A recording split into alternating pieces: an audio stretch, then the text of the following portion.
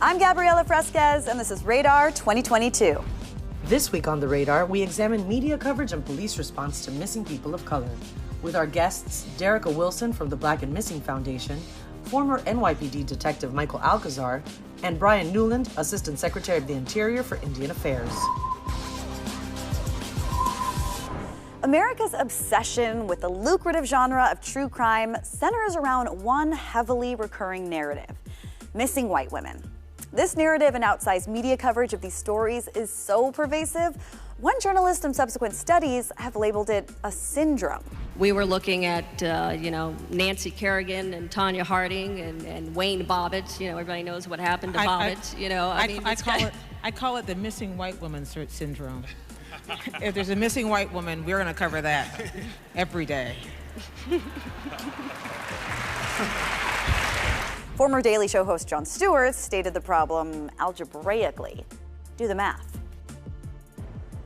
Despite the fact that the majority of missing persons cases in the U.S. are actually men, the concept of the damsel in distress seems to be fundamentally ingrained into our culture. And when it comes down to how the media decides which missing damsels get covered, well, there's a reason the syndrome identifies race. Missing white woman syndrome is a phrase that was coined by the late, great Gwen Ifill. Unless you are a young white woman with blonde hair, blue eyes, your stories are not sensational enough.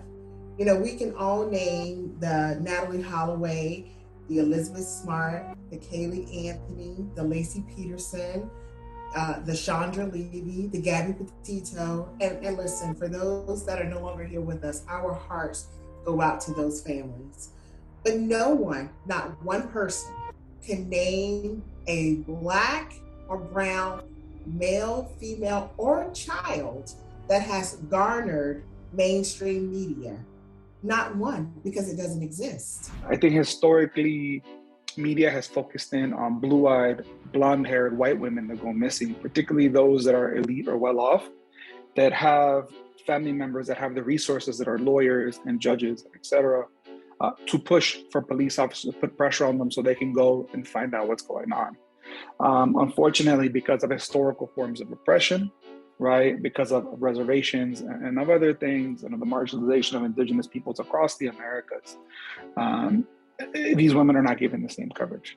And oftentimes when they are covered, media uses very, very judgmental language.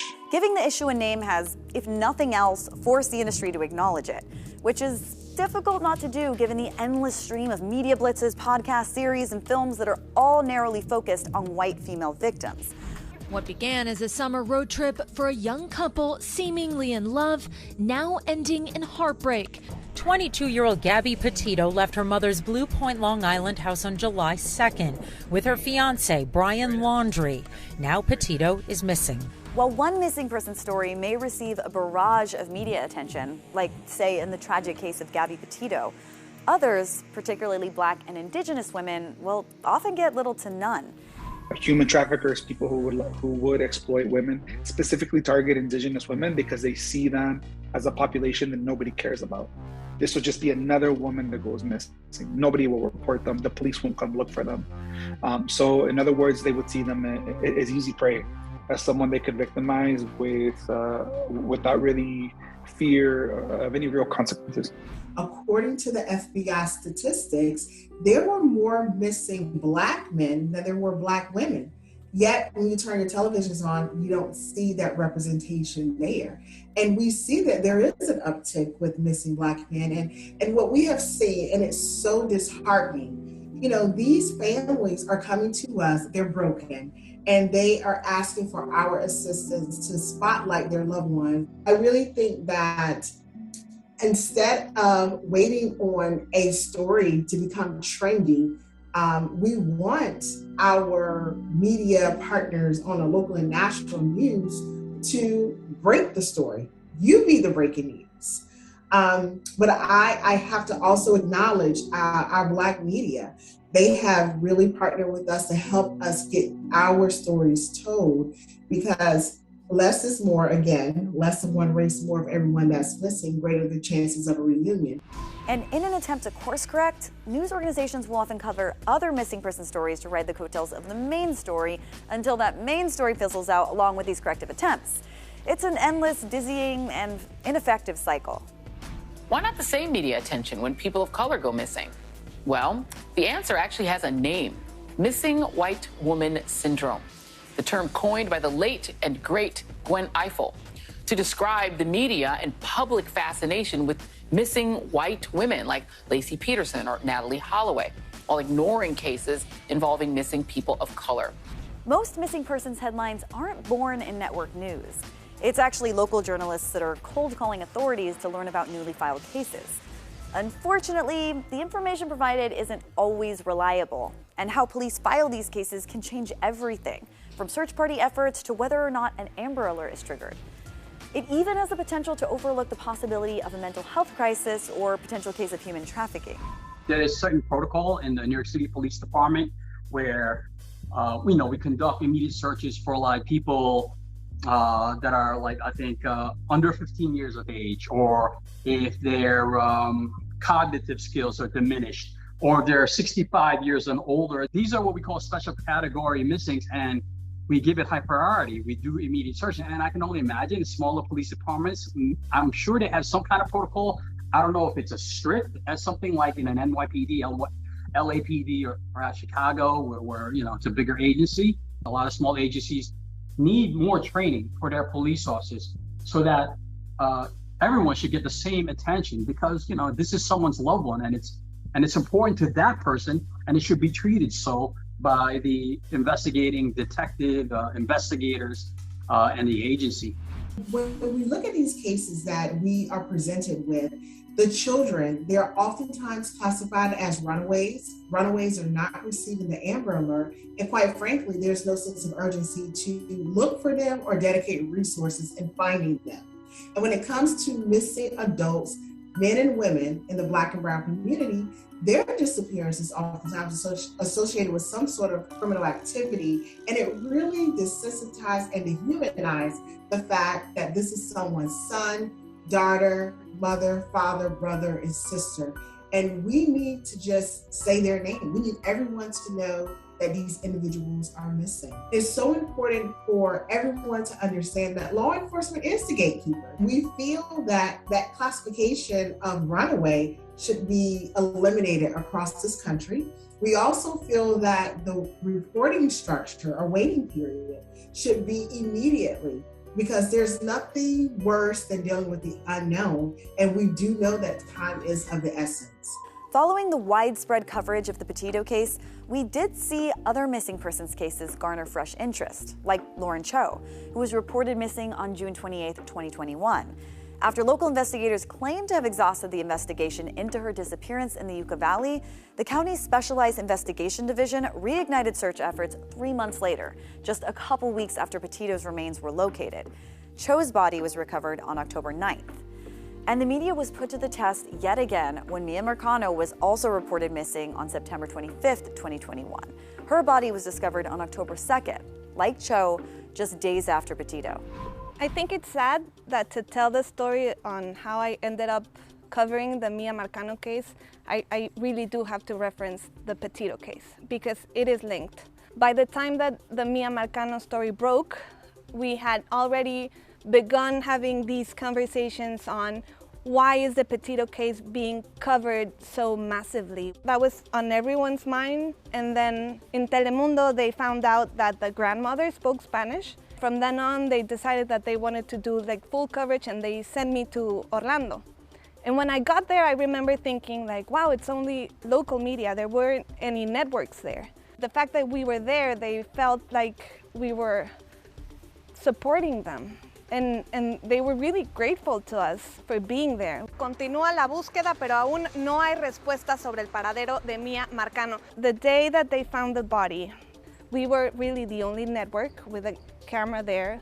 And I didn't approach the family that day because it was too much, and I think I was trying to be respectful. But at the same time, I wanted to keep the story going because I think it's important to know what happened to Miya, and if it's out of the media, you know, it doesn't get the same attention from police and from the community. Because missing persons reports don't include a category for ethnicity, there isn't clear data on missing Latinx adults. Language barriers also make recovery efforts more challenging and stories even more invisible. And sometimes there's simply a lack of cultural awareness from law enforcement, especially when dealing with the families of Native people.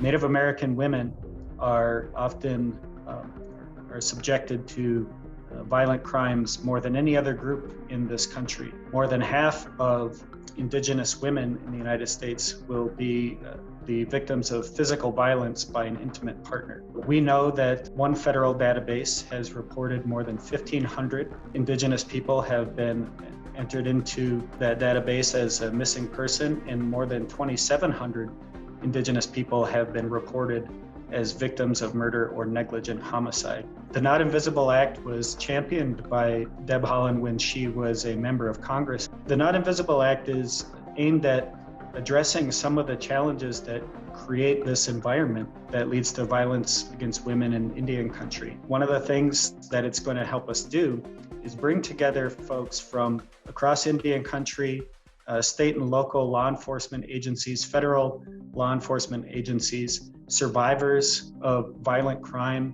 in Indian country, and come up with a set of recommendations for us in the federal government on how to tackle these challenges. I would just encourage people to go to bia.gov/MMU to visit our website, raise awareness about these missing persons cases. Again, I cannot stress enough how important it is to enlist the awareness of the public, help us spot that car on the highway, provide that tip that helps break these cases open. Another way citizens are combating traditional media and law enforcement is through web sleuthing, where Nancy Drew wannabes attempt to solve crimes. There's even a website, websleuths.com, with an online forum where members from all over the world share evidence. Online forums like this one, as well as social media, have given amateur sleuths and the public a space to keep victims' stories alive, and in some cases, produce real results. People use social media to put pressure on the police and on the news. It puts pressure on the police department to perhaps reopen a case because it's gone cold or they haven't continued the investigation. But it also put pressure on news outlets to cover these missing person cases, because why aren't they getting the same attention? Once a case goes viral or is newsworthy, it's getting all attention, the executives, meaning the higher ups, are definitely going to put pressure on their supervisors, and the supervisors in turn will put pressure on their subordinates, their detectives, to find out what's going on with the case, what's being done with the case, because it's all over the news. Hey, TikTok fam, Lady G here, and I really need your help to find 19-year-old Dominic Monroe. Dominic is trans, and due to restrictions from the COVID-19 pandemic, he wasn't able to spend time with his friends like he usually does. Dominic purchased a bus ticket out of Lexington, Kentucky. However, he never boarded that bus. Please call the Sylvania Police Department at this number right here. Boost! And even when missing people of color are covered in the news, the way they're depicted can affect whether people are motivated to search for them or even care. Jelani doesn't get that same coverage. Jelani doesn't get that same attention. Because just like Gabby is important, and I can sit in this seat and say I know what her mother is feeling like because she wants her child back. I want my child back too. And I want them to look for my child like they're looking for her. When you see a picture of a missing girl, and if you're prejudiced and you automatically link, for example, the Black community or the Latino community to criminal activity or to poverty, you're gonna project those experiences on that face because that's the context you've got from that group, right? So I think in this case, when you saw that white girl, when you saw Gabby Petito's face, many of the people in this country easily could relate to that. And it does speak to that disparity that we were talking about, you know, people being more invested in that story and not in this other one where a minority is being affected. It's a white girl that people automatically assume she's innocent, she's vulnerable, because they associate whiteness with that. And it does translate to more media coverage, more attention, more resources from the police. My podcast is called Cases of Color. Good morning, good evening, good afternoon, good middle of the night, and welcome back to Cases of Color. What I talk about, which is cases involving people of color, Black people, brown people, Indigenous people as well. America was built on white supremacy, and I think what happens is our stories are not told because we are not necessarily the people who are seen as victims that are humanized.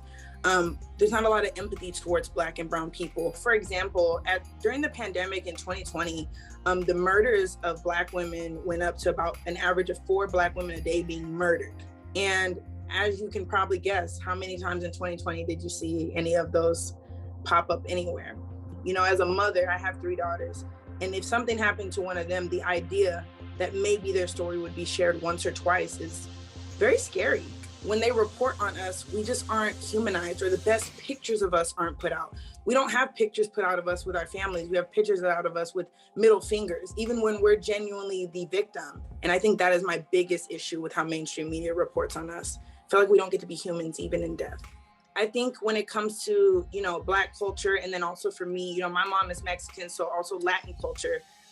No one understands us the way we understand us. And at the same token, nobody loves us the way we love us. And when I see these victims, when I research these stories, I put a lot of tender love and care because I look at them as, you know, my niece or my nephew or my sister or my cousin. Some might argue that the public's enthusiasm for the Petito case wasn't solely the result of her gender and skin color. Her case combined 2 of America's most profound obsessions, social media and true crime. We frequently use the latter as a form of entertainment or escapism, and as someone addicted to both, I'll be discussing the implications with a licensed therapist shortly after this recording. What is undeniable is the injustice and racial disparity that this case, like so many others before it, revealed. I don't want to dismiss the ridiculously hard work that the FBI and law enforcement all around did, but social media has been amazing and very influential. And to be honest, it should continue for other people too. This same type of heightened awareness should be continued for everyone. It's on all of you, everyone that's in this room, to do that. And if you don't do that for other people that are missing, that's a shame. Because it's not just Gabby that deserves that. In the state of Wyoming, where Petito was found, hundreds of cases of missing Indigenous women are still ignored, a reflection of a deeply ingrained consensus on whose lives matter most in our society. I'm Gabriela Fresquez for Radar 2022.